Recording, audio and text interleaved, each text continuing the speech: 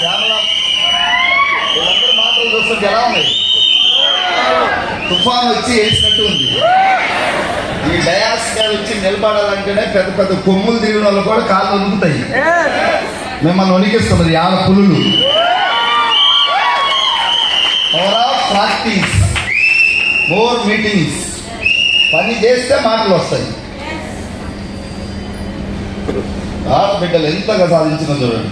వీళ్ళు ఎంతమందికి స్ఫూర్తి రాబోయే రోజుల్లో.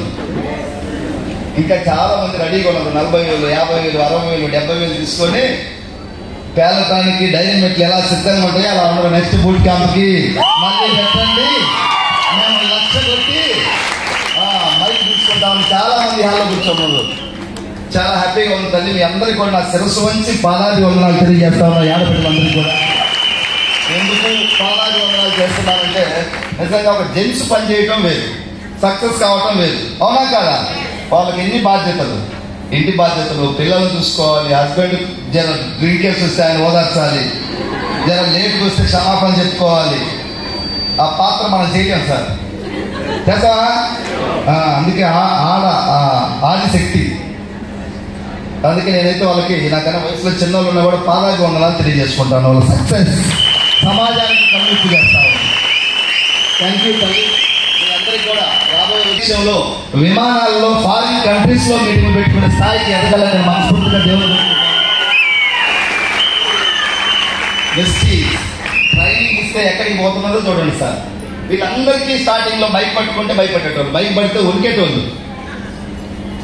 ఇంత అద్భుతమైనటువంటి మార్పు. జస్ట్ కొన్ని గుడ్ క్యాంప్స్, కొన్ని మీటింగ్స్, కొంత అసోసియేషన్ వెనకాల వీళ్ళు ఇంతగా మాట్లాడుతున్నారంటే మా వెనకాల టీం ఉంది, వాళ్ళకి పవర్ ఉందా లేదా? అందుకే మాటలు అంత గట్టిగా వస్తున్నాయి వాళ్ళకి. ఇలా ఈ హాల్లో అందరినీ కలెక్టర్ కూర్చోబెట్టా ఇదే వాయిస్ మాట్లాడతారు, ఏం భయపడరు. వాళ్ళ కలెక్టర్ ఉన్నారు కదా, మేమేం తగ్గాలని కూడా అనుకోరు. అంత ధైర్యం, కాన్ఫిడెంట్ వచ్చింది. సక్సెస్. ఈ మహిళలు చైతన్యం అయితే మన భారతదేశం ఎక్కడికో వెళ్ళిపోతుంది రాబోయే రోజుల్లో. డెఫినెట్ గా ఇది నో డౌట్ మంచి మార్గం. ఈ మార్గాన్ని మనం అందరం కూడా అభిమానిద్దాం, ఇలాంటి వాళ్ళకి ఎంకరేజ్ చేద్దాం. చాలా మంది చేసే వాళ్ళని ఇనికి లాగుతుంటారు, వాళ్ళ మీద ఏదో వాళ్ళు వేస్తారు, కామెంట్ చేస్తా ఉంటారు. సో అలాంటి వాళ్ళు మన వెస్టీజ్లో ఉండకూడదు. బయట వాళ్ళు ఉంటారు తెలిసి తెలియక మైండ్ సెట్. అవునా కాదా? మనందరం కూడా అందరినీ ఎంకరేజ్ చేసే మైండ్ సెట్లో ఉండాలి. రాబోయే రోజుల్లో ఈ డయాస్ పక్కకు 1,00,000 తీసుకునే వాళ్ళు పిలిస్తే ఉంటుంది సార్ బూట్ క్యాంప్కి. చాలా మంది పళ్ళు కొరుకుతున్నారు, నేను ఎప్పుడు ఈ బైక్ పట్టుకోవాలి మాట్లాడాలి. 1,00,000 వాళ్ళనే పిలుస్తారు. ఈ టైంలో కొంతమంది వచ్చేవాళ్ళు 70,000-80,000 వచ్చిన వాళ్ళు ఉన్నారు ఇళ్ళల్లో. చాలా చాలా హ్యాపీగా ఉంది.